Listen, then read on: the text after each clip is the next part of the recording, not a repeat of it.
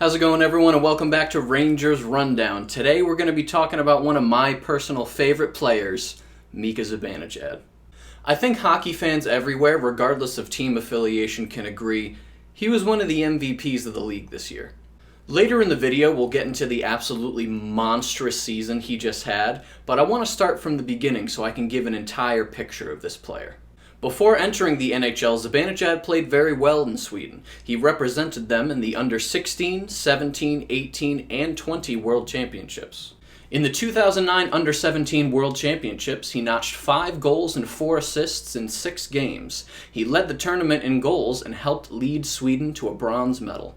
In the 2011 Under-18 World Championships, he continued to score over a point a game in tournament play, notching 4 goals and 4 assists in 6 games. He helped lead Sweden that year to a silver medal. In that same year, Zibanejad scored the most points by a junior player while playing for Djurgårdens IF in the Swedish Hockey League. In 19 games, he notched 13 goals and 10 assists. Zibanejad was drafted 6th overall by Ottawa in the 2011 draft. Here are the other players that were drafted in the top 10 that year. Not bad company at all. Among the players of his 2011 draft class, Zibanejad is 8th in overall points, 9th in assists, and 4th in goals, only trailing Mark Scheifele, Gabriel Landeskog, and Nikita Kucherov. In his very first season, the year he was drafted, he only played 9 games with Ottawa, with 1 assist to show for it. He averaged an ice time of just under 13 minutes a game and had a face-off percentage of 44%. After those 9 games, he was sent back to Sweden, where he represented them in the 2012 World Junior Championships. During that championship run, Zibanejad truly made a name for himself. He notched 4 goals and 1 assist in 6 games. One of those goals, the overtime winner to win the gold medal over Russia. Check it out. Tried the wrap around the stick, was lifted by Ojiganov. And Kucherov has it for the Russians. But died from the Swedish bench. Zibanejad's in a row. Mika Zibanejad scores! Mika Zibanejad, golden goal! Sweden wins the World Junior Hockey Championship. That championship run must have caught the eye of Ottawa because he was placed into a larger role the following year. Let's take a look at his regular season stats since becoming a full NHL player. We already talked about his stats during his draft year, so let's move on to the 2012-2013 season. Now, this was the lockout-shortened season, so Zibanejad was only able to play 42 games. He logged 7 goals, 3 of which were on the power play, and 13 assists for a total of 20 points. He averaged an ice time of just about 13.5 minutes a game and had a face-off percentage of 46.4%. In the 13-14 campaign, Zibanejad played 69 games for the Sens. He scored 16 goals, 3 of which were on the power play, and 17 assists for a total of 33 points. He averaged an ice time of 14.5 minutes a game and a face-off percentage of about 46.1%. The 14-15 season is where we really start to see Mika develop into the NHL player that he was scouted to be. In 80 games, he scored 20 goals, 4 of which were on the power play, and 26 assists for a total of 46 points. He averaged an ice time of about 16.5 minutes a game and had a face-off percentage of 49.1%. In what would be his final season in Ottawa, he put up a career-high 21 goals and 30 assists for 51 points in 81 games. He averaged an ice time of 17 minutes and 46 seconds per game and had a face-off percentage of 50.5%. Now, Zibanejad's stats had been steadily increasing over his tenure with Ottawa, and they knew they were going to have to show up and pay him, which is why they ultimately decided to trade him to save the cap space. Now, at this point in time, the Rangers were looking to get younger. Their aging core, who had done some considerable damage in the playoffs in seasons prior, was just no longer getting the results that the fans or the ownership wanted. So they looked to Ottawa, and they found Zibanejad. On July 18, 2016, the Senators traded Mika Zibanejad and a 2018 second-round pick to the Rangers for Derek Brassard and a 2018 seventh-round pick. Now, fun fact, Derek Brassard was also a 6th overall pick in his draft. I just thought that was funny. Nowadays, when we look at this trade, it's an obvious win for the Rangers. Brassard spent fewer than 2 years in Ottawa before he was traded to Pittsburgh. After a short stint in Pittsburgh, he was traded to Florida, then Colorado, and now he rests with the New York Islanders. And as we will see in just a moment, Zibanejad has only gotten better since the trade. In his first season with the Rangers, he was able to put up 14 goals and 23 assists for a total of 37 points in 56 games due to a broken fibula sustained in an overtime period against the Florida Panthers. He managed 4 power play goals, an average ice time of just over 17 minutes per game, and a face-off percentage of 52%.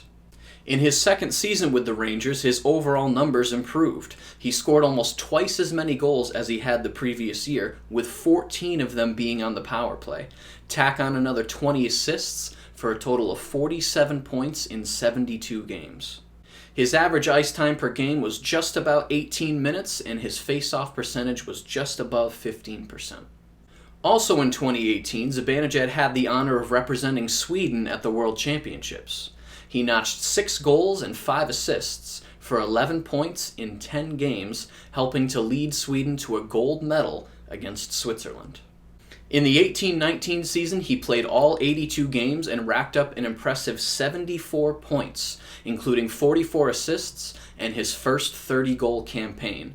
11 of those 30 goals were on the power play. He averaged an impressive 20.5 minutes of ice time per game and a face-off percentage of just under 50%. This is the season where we finally see Zibanejad step into that next role with the New York Rangers. And finally, we get to this past season, the 2019-2020 campaign. Mika Zibanejad scored an incredible 41 goals and 34 assists for a whopping 75 points in 57 games. 15 of those 41 goals were on the power play. He was 7th in the league this year in points per game. Just an explosion of talent. He averaged a career-high ice time of 21 minutes and 38 seconds per game and had a face-off percentage of 49.2%. And he did all this while missing the entire month of November with a neck injury he sustained during a game against the Bruins. Imagine his totals if he had played the month of November. Imagine his totals if we had finished the season. He had already surpassed his points total from the season prior in 25 fewer games. He became only the 6th player in NHL history to start a season with back-to-back 4-point games. And in his last 20 games of the season, he scored 21 times, over a goal a game pace. Now obviously we can't expect this kind of exponential growth every year, but he's currently in the prime of his career. And if he keeps up this rate of production, even close to the totals of last season, then the Rangers are on the fast track to becoming cup contenders once again. Zibanejad has scored 4 hat tricks in his career so far, the first of which was on February 27, 2016 at Calgary, and this would be the only hat trick he would score as a member of the Ottawa Senators.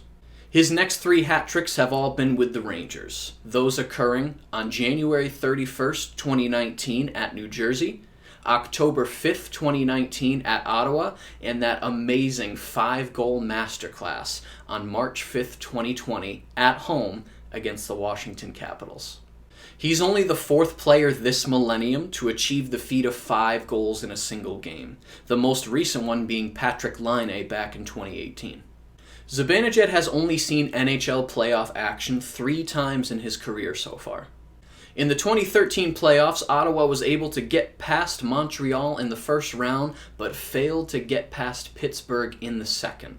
In 10 games, he scored 1 goal and 3 assists, had an average ice time of about 13.5 minutes a game, and a face-off percentage of 36.8%. In the 2015 playoffs, Ottawa would again face Montreal, but this time Montreal would prevail. In only 6 games, he scored the same amount as the last playoffs, 1 goal and 3 assists. His average ice time went up to 15 minutes and 43 seconds per game, and his face-off percentage stayed at about the same pace. In the 2017 playoffs, Zibanejad finally gets to know what it's like to play a playoff series in Madison Square Garden, and wouldn't you know it, it's the Montreal Canadiens again for the 3rd time in a row in that first round. The Rangers would beat Montreal in 6 games, but they would run out of steam in the second round against his former team, the Ottawa Senators.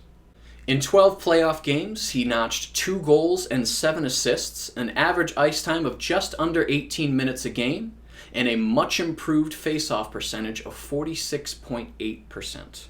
Now, if there are no major setbacks in the next couple weeks, then Zibanejad will get another taste of the playoffs with the Rangers, and I'd like to think his numbers would continue to improve from where they were in 2017.